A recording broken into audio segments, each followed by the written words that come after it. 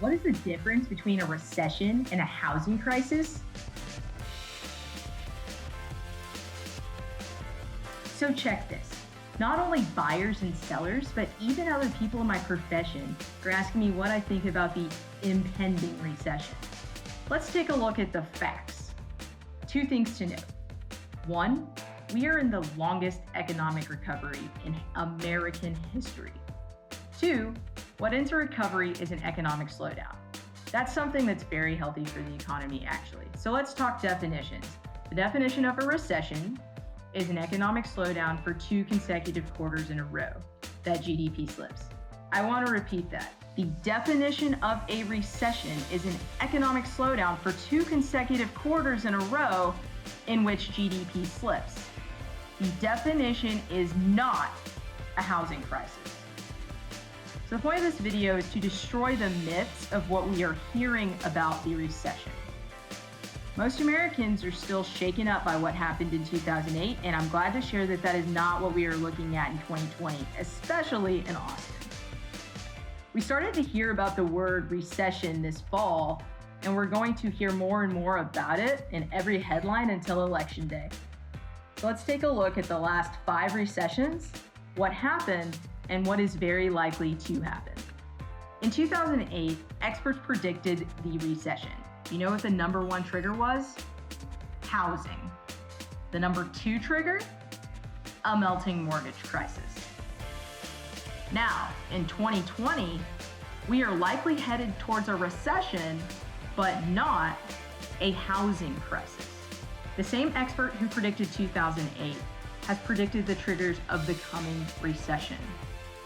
The number 1 trigger? A trade war. Geez, does that sound familiar to you guys? And number 2, a stock market correction. Number 3, a geopolitical event, and we don't really know what's going to happen there. The same experts say that housing prices are going to continue to increase over the next 5 years. This recession is not going to replicate 2008, people. It's going to be more like 2001. In 2001, the stock market fell almost 25%, and at the same time, housing prices went up 6.6%, almost double economic norms. I want to distinguish with you, my friends, the difference in the word recession in 2008 and recession in 2001. Because 2008 burned so deep in our minds, but what we are seeing is truly a representation of 2001. Here's a look at the last 5 recessions.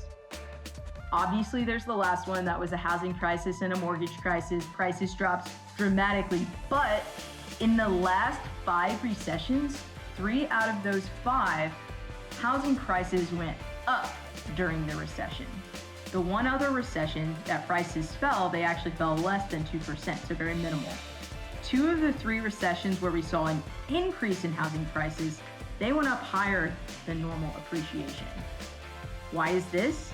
Because when the market gets crazy, this is what's not in the headlines, folks. When the market gets crazy, people pull out and they buy real estate.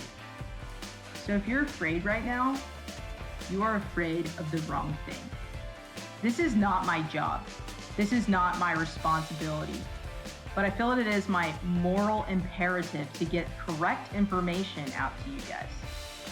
So if you have any questions about what the future will look like in real estate, I'd love nothing more than to have that conversation with you.